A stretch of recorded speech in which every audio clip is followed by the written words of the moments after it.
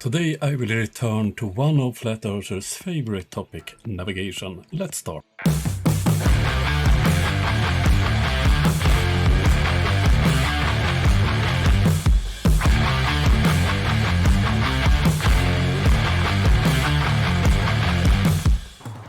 First of all, I want to thank all my patrons, members, donors and subscribers. All of you are important for me. Thank you very much.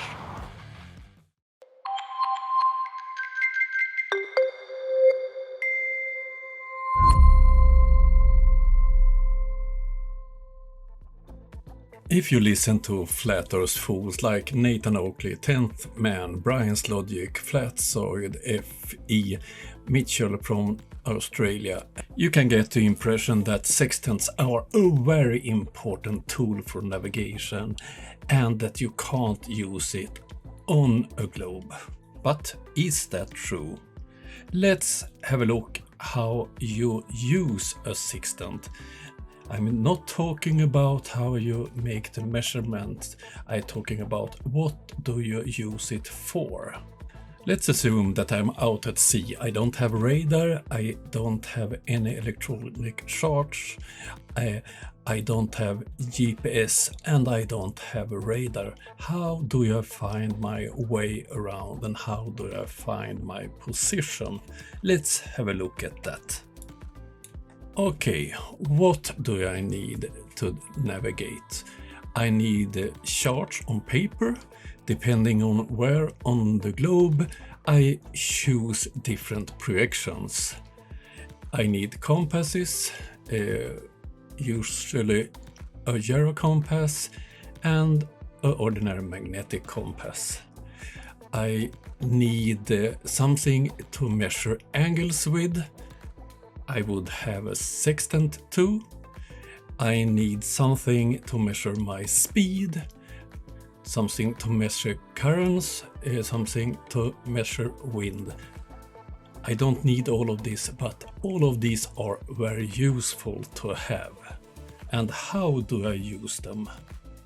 Oh, sorry, I almost forgot something very important. A precise clock. It's also great to have tables about tides in the area I'm going to or where I'm sailing, information about the currents and the astronomical almanac. So, there I have it. So if you listen to the Flat Earth cult members, the most important things of this equipment is the sextant, but according to me, it's one of the least important things to bring on the ship. And I will explain why. Now it's time to plan my trip. Of course, at first I have a look at the weather forecast for the area where I'm sailing in. And then I planning the safest and fastest trip from where I am to where I'm going. I mark the route on my chart and I calculate to what degrees I will turn on certain places. During the journey, it's very important to update where I am. Do I hold the course? And for that I have to take into account winds, currents. I must be aware of the magnetic declination so I don't be fooled by a compass pointing slightly in the wrong direction, and I must calculate with my speed and so on. As everybody can understand, it's hard to be precise in this. I can miscalculate the currents, the effect of the wind and so on. So if I'm close to land, it's important that I can verify with other means.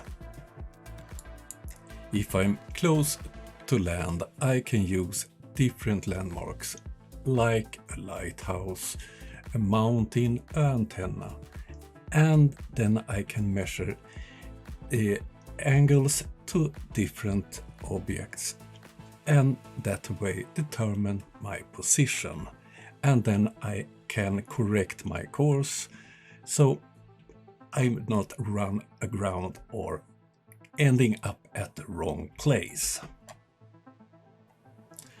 If I'm far out at sea and don't see land, I can obviously don't use this method. Then I can use the sextant, but it's a big problem with the sextant. It only works when you have a clear sky. But at the same time, if I'm out at sea, the risk to running on aground is not so big. So it's not a very big problem if I can't use the sextant. Of course, if you can't use it for several days, there is a risk that you end up a bit away from your planned route. But as soon as you come closer to land, you can correct for this. So, the sextant is a great tool, but it also have a lot of limitations. So I have to be able to calculate how my ship is moving in the wind, in the currents, and so on. That's the basic to find your way at sea. But when you listen to this flat earth fool who thinks they are navigation experts, it sounds like it's very important to make those measurements with the sextant very precise, very exact. That's not the case at all. When you have to have great precision in your navigation is close to land, and then you have other objects than stars and moons and the sun to use to navigate.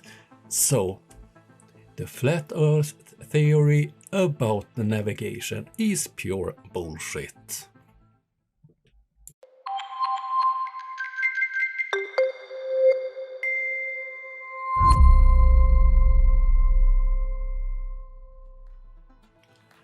It have been some last minute changes, so the Friday's live I have to cancel because I have to work again because of the ongoing war. I will be back in the beginning of next week, so instead I will publish a video tomorrow.